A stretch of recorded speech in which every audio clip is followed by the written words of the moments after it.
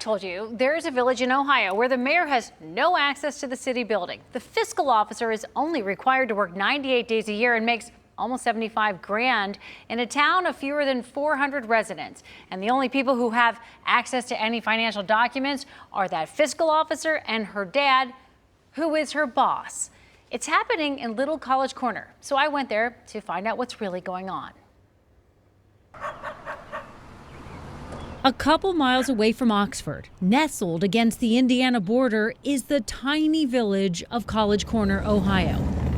With fewer than 400 residents, you might think nothing happens here. Running for mayor was never on my agenda. Molly Cason says she was uncomfortable with what was happening inside this tiny building, the village government office, so she ran for mayor last November and won.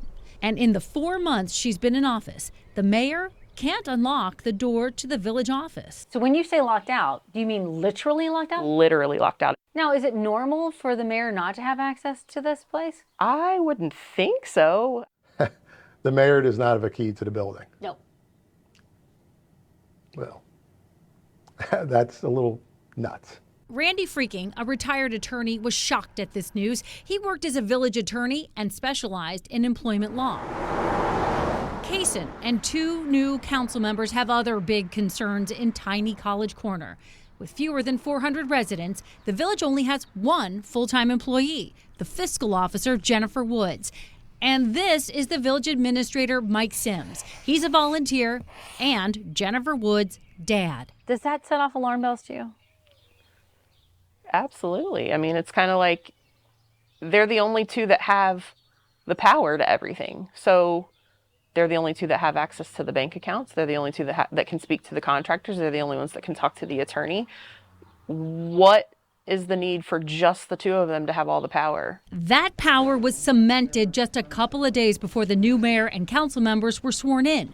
A special meeting was called, which made Woods and Sims the only 2 with the power to, effectively, do anything in the village.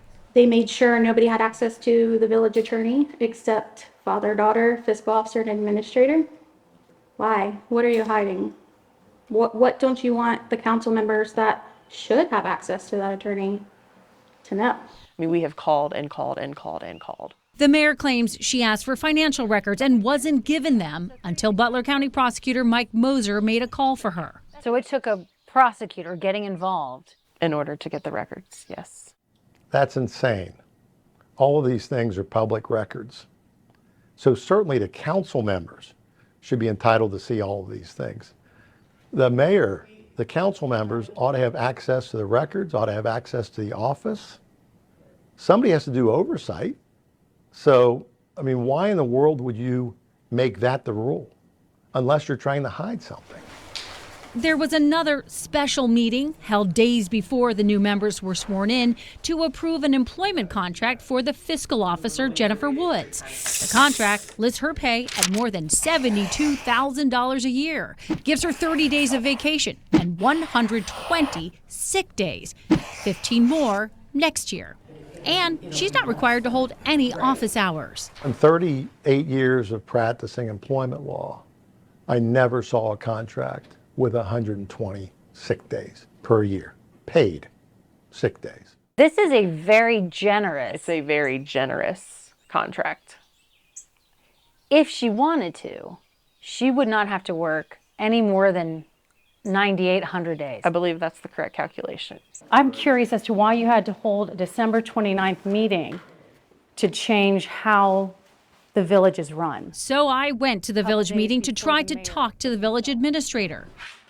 And as a village administrator, sir, can you tell me why the mayor doesn't have access to this building? The fiscal officer. You have a wonderful, when I say wonderful, wonderful employment agreement. Could we talk about that, please? May I speak with you? And any council members about these issues. Are you comfortable with the fact that this village office isn't open? I tried multiple times to talk to every council member, Mike Sims and Jennifer Woods, to no avail, leaving me and the newest elected members of this little village's council asking more and more questions. I hope that there is nothing going on. I hope that everything's right. But from the looks of it, it doesn't look that way.